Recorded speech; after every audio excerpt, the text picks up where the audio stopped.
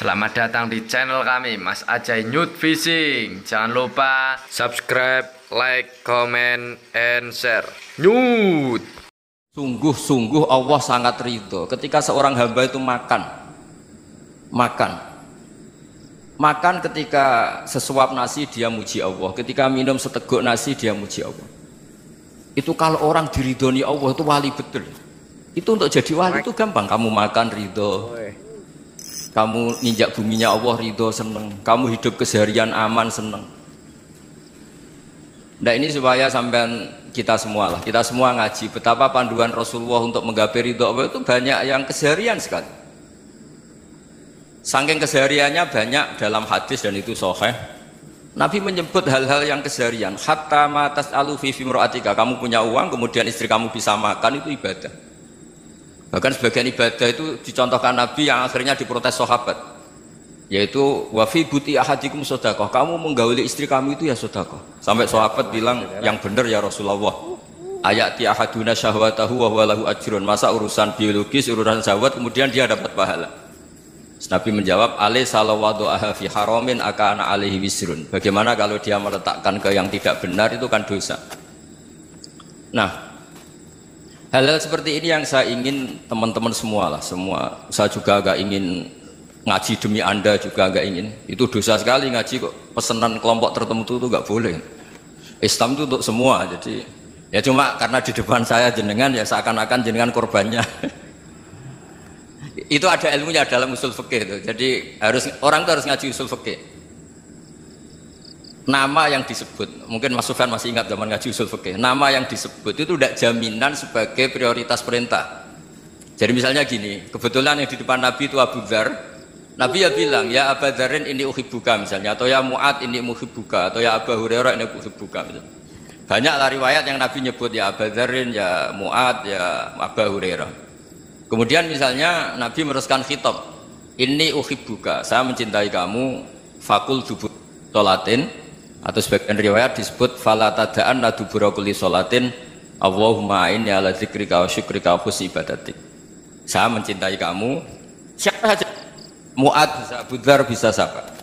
Saya mencintai kamu, mohon kalau habis sholat kamu jangan lupa wiridan Allahumma inni ala dzikrika wa syukrika wa husni ibadatik. Ya Allah, tolong kami permudah supaya mudah ingat Engkau. Anda tidak bisa mentang-mentang, wong nama saya Parmin, nama saya Purnomo, itu yang diperintahkan Mu'ad misalnya. Jadi yang disebut satu, tapi khitab itu untuk siapa saja. Saya teruskan. Jadi saya mohon semua kita melakukan kebaikan itu, kalau dalam kaidah fikih disebut al yakin la yuzalu bisyak. Banyak kebaikan yang kebenarannya itu 100%, tidak punya efek samping ke pihak lain, ke kelompok lain, ke komunitas lain. Yaitu tadi misalnya Anda makan dan itu murah sekali, hanya butuh satu piring, setiap punyaan kamu muji Allah, setiap minum kamu muji Allah. Itu redaksinya Rasulullah SAW disebut Allah sangat ridho ketika seorang hamba makan kemudian dia memuji Allah, atau minum kemudian dia muji Allah. Logikanya gampang, negara seperti ini yang kamu harapkan bentuknya kayak apa, mertua, ipar, komunitas, tetangga, itu nyata terjadi itu kan belum pasti. Sementara yang mesti terjadi adalah kamu butuh makan, kalau tidak mati. Butuh minum, kalau tidak mati. Butuh bumi yang nyaman ditempati, kalau tidak kita juga mati. Sebab itu Allah kalau menyebut nikmatnya itu hal-hal yang keseharian. Alladzi at'amahum min ju'. Allah itu siapa? Allah itu yang menciptakan kamu bisa makan. Tidak berlebihan, Allah itu yang menciptakan kondisi sosial itu ideal. Zaman Nabi itu ya ada orang munafik. Orang-orang pilihan Allah itu juga diuji orang sekelilingnya yang macam-macam. Semua diuji sesuai konteks zaman dan waktu. Nah, tapi ada ibadah-ibadah yang selalu disarankan Nabi. Sampai Nabi itu pernah ditanya, ayul islami khairun ya Rasulullah, Islam terbaik itu gimana? Jawaban Nabi itu unik. It'amut to'am, Islam terbaik itu ya makan-makan, santai-santai. Ketika Allah menyebut beberapa kebaikan, falak tahamal aqobah, wa ma adrokan apa? Mal aqobah. Terusannya apa? Fakku rokobah. Terusannya apa? Au it'amun fiyaumin di masubah. Ya, atau acara makan-makan itu juga Islam. Kenapa? Ya bayangkan kalau tidak ada makanan, kita mati kan? kondisi sosial tidak ideal tuh Anda masih gak apa-apa. Tapi kalau Anda tidak makan, Anda tidak minum, kamu punya istri cerewet masih bisa hidup, punya mertua cerewet masih bisa hidup. Tapi kalau tidak makan bisa mati. Berarti penting mana istri sama makan? Penting mana? Makan. Semoga istri Anda dengar, nanti kamu disuruh makan tapi pulang deh. Itu kalau dibahasakan makan masih memahami. Penting mana nasi satu piring dengan istri. Nggak ada nasi mati, nggak ada istri belum mati. Penting mana? Gak berani jawab kan? Nah, ternyata Anda ada garang kan di depan istri. Jadi saya mohonlah, mungkin Mas Sufyan Sauri tadi yang bisa bantulah teman-teman tuh ngaji yang keseharian saja. Karena kita nyari ridho Allah itu berdasar firman Allah, dan firman Allah itu menyebut keseharian tuh riang gampang. Yaitu tadi misalnya wa min ayatihi manamukum billaili wan nahar. Termasuk ayat-ayat Allah itu kamu tidur. Maka dulu itu ada guyonan, ada tokoh Mu'tazilah, kelompok dalam Islam yang berpikir manusia itu bisa menentukan ikhtiarnya sendiri. Karena saya bisa duduk, ingin duduk, ingin berdiri, berdiri. Karena kelompok ini nggak terima kalau semua kehendak Allah, nanti bagaimana kalau semua kehendak Allah kok ada hisab ya, ada sanksi. Lucunya itu dia akhirnya, ini cerita ya, mencintai seorang perempuan cantik sekali. Dan itu dia menjadi ahli sunnah itu oleh hal-hal yang sepele. Karena istrinya cantik, ya namanya suami istri itu hubungan intim. Terus ditanya, Mas, masih ingin lagi? Masih. Silahkan diulang lagi. Wah ya tidak bisa. Katanya manusia bisa menentukan yang diinginkan. Itu tobat itu.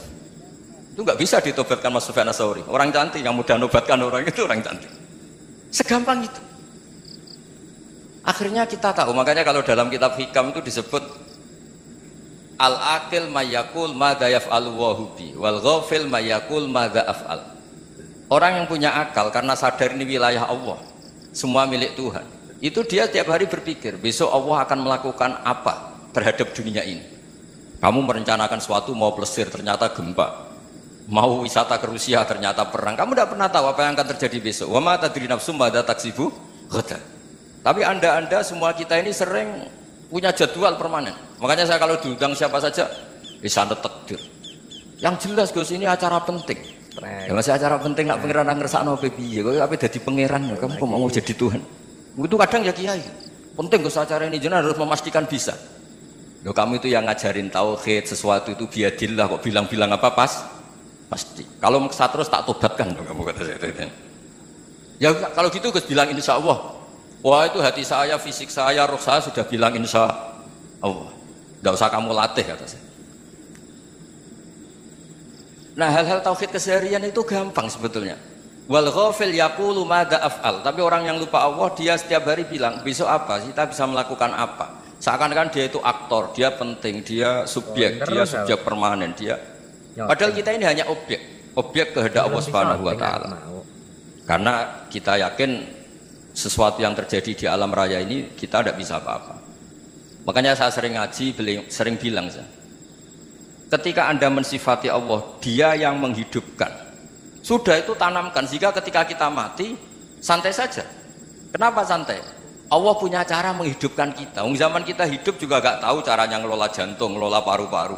Kamu juga gak tahu ngelola oksigen yang tidak beracun, tidak mengandung polusi. Tahu-tahu hidup. Gak ingin tua ya tahu-tahu tua, gak ingin mati tahu-tahu mati. Selama ini kita hidup juga gak tahu apa sebetulnya. Hanya gaya tok, punya jadwal, punya planning.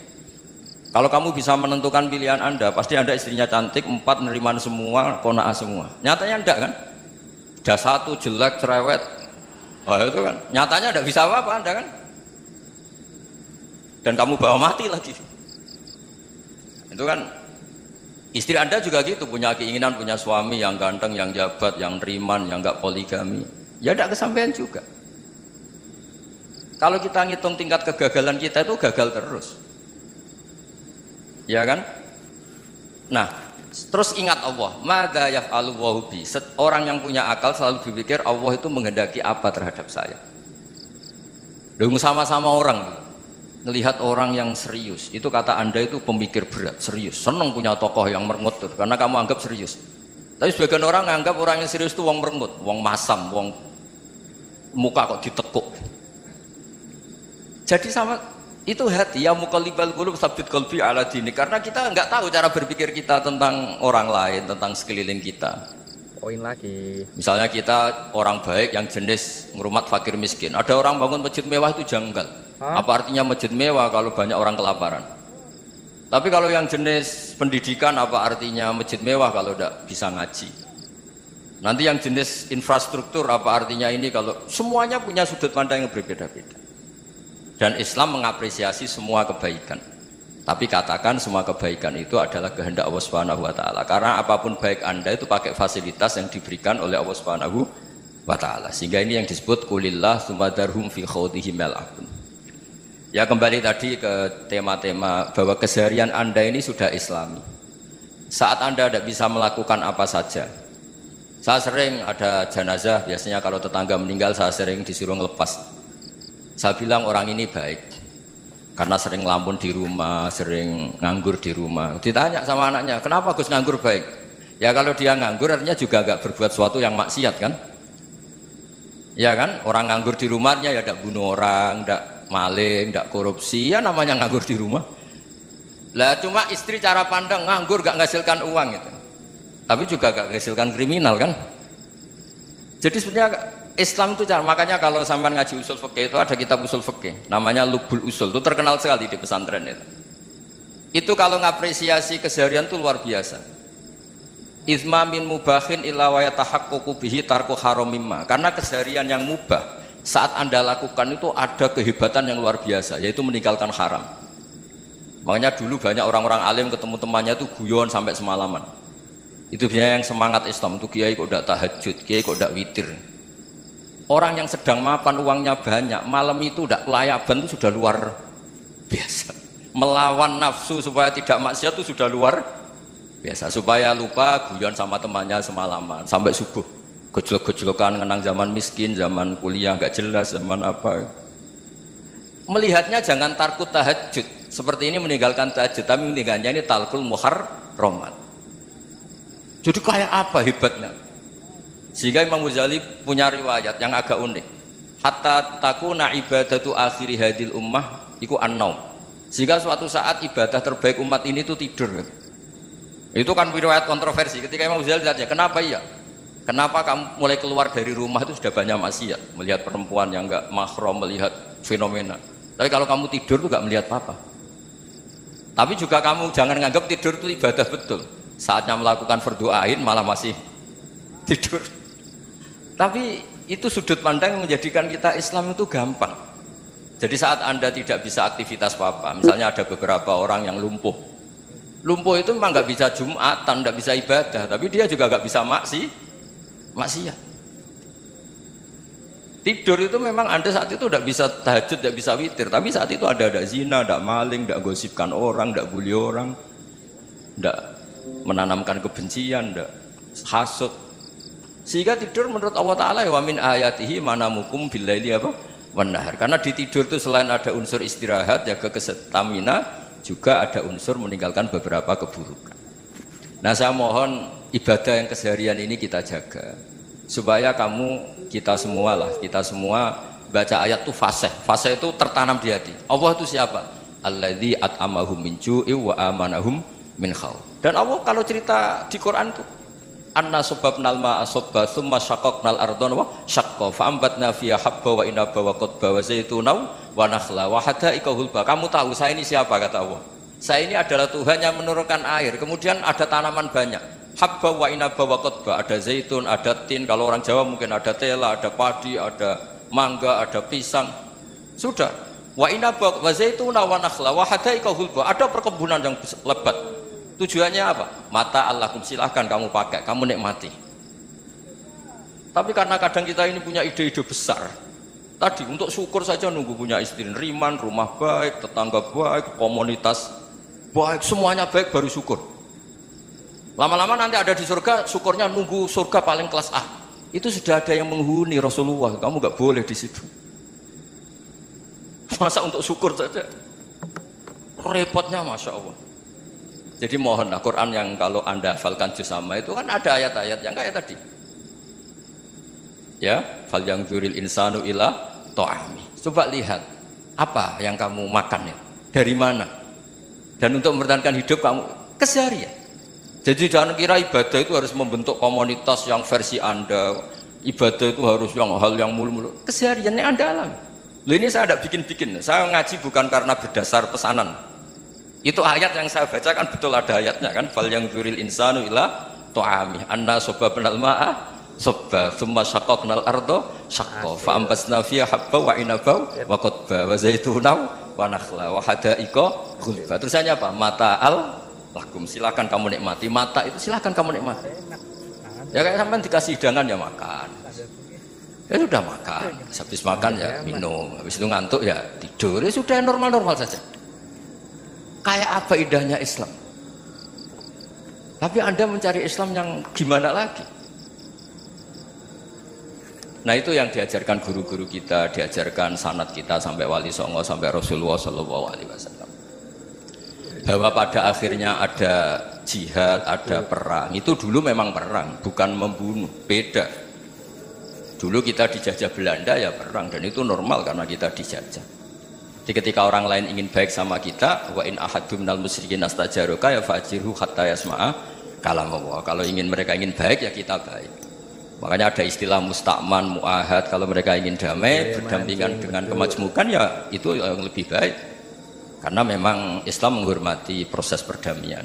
Wa in janahu lis-salmi ya fajnah lah. Kalau ingin damai ya kita harus